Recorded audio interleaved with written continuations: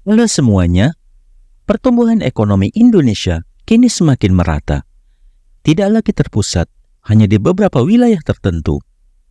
Maluku dan Papua misalnya, menjadi wilayah yang mencatatkan pertumbuhan ekonomi paling pesat.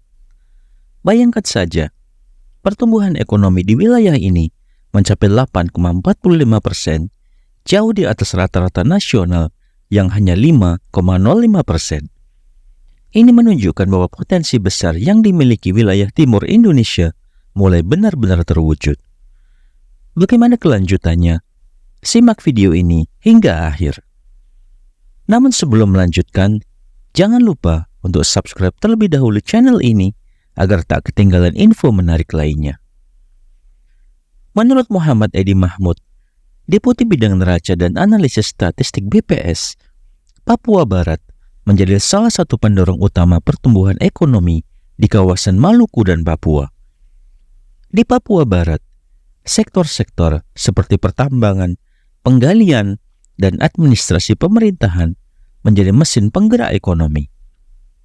Ketiga sektor ini terus berkembang pesat dan membawa dampak signifikan terhadap perekonomian setempat.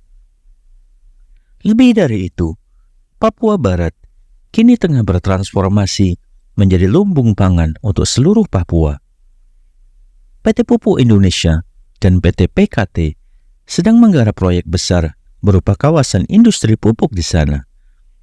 Proyek ini tidak hanya meningkatkan ketahanan pangan, tetapi juga membuka lapangan kerja dan memperkuat perekonomian lokal. Hanya di bidang pangan, Papua Barat juga dijadikan sebagai lokasi percontohan hilirisasi kelapa sawit. Bayangkan saja, ada sekitar 100.000 hingga 200.000 hektar lahan yang disiapkan untuk program ini. Dengan hilirisasi, nilai produk kelapa sawit dapat meningkat dan petani di Papua bisa mendapatkan keuntungan yang lebih besar. Ini merupakan langkah penting menuju kesejahteraan yang lebih merata. Di sisi lain, Maluku Utara juga tidak kalah mengesankan. Wilayah ini dikenal sebagai sentra hilirisasi nikel, di mana industri pengolahan nikel berkembang pesat. Hal ini semakin menegaskan bahwa wilayah timur Indonesia menyimpan potensi besar yang patut dikembangkan lebih jauh. Tidak mengherankan jika Maluku dan Papua mampu mencatatkan pertumbuhan ekonomi yang sangat tinggi. Sementara itu, wilayah Bali dan Nusa Tenggara juga menunjukkan pertumbuhan yang solid.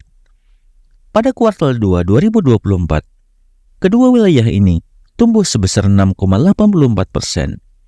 Di Nusa Tenggara Barat, sektor-sektor seperti pertambangan, penggalian, pertanian, perikanan, dan kehutanan turut berkontribusi besar terhadap pertumbuhan ekonomi. Wilayah ini benar-benar menjadi contoh bagaimana potensi alam bisa dikelola dengan baik. Jakarta, meskipun pertumbuhannya tidak secepat wilayah timur, tetap menjadi pusat ekonomi utama di Indonesia. Sektor-sektor seperti jasa keuangan, perdagangan, dan konstruksi terus mendominasi perekonomian ibu kota. Namun, penting untuk diingat bahwa kontribusi ekonomi dari wilayah-wilayah lain kini semakin penting dan tidak bisa diabaikan. Namun, meskipun wilayah timur menunjukkan pertumbuhan yang signifikan, Jawa masih menjadi kontributor terbesar terhadap produk domestik bruto atau PDB nasional. Dengan kontribusi sebesar 57,04%, Jawa tetap menjadi tulang punggung ekonomi Indonesia. Sumatera mengikuti dengan kontribusi sebesar 22,08%. Ini menunjukkan bahwa meskipun ada kemajuan di wilayah lain, Jawa masih memegang peran kunci. Pertumbuhan ekonomi yang semakin merata ini memberikan harapan bahwa Indonesia dapat mengurangi kesenjangan antar wilayah. Investasi dan pengembangan infrastruktur di wilayah timur seperti Maluku dan Papua menjadi kunci utama.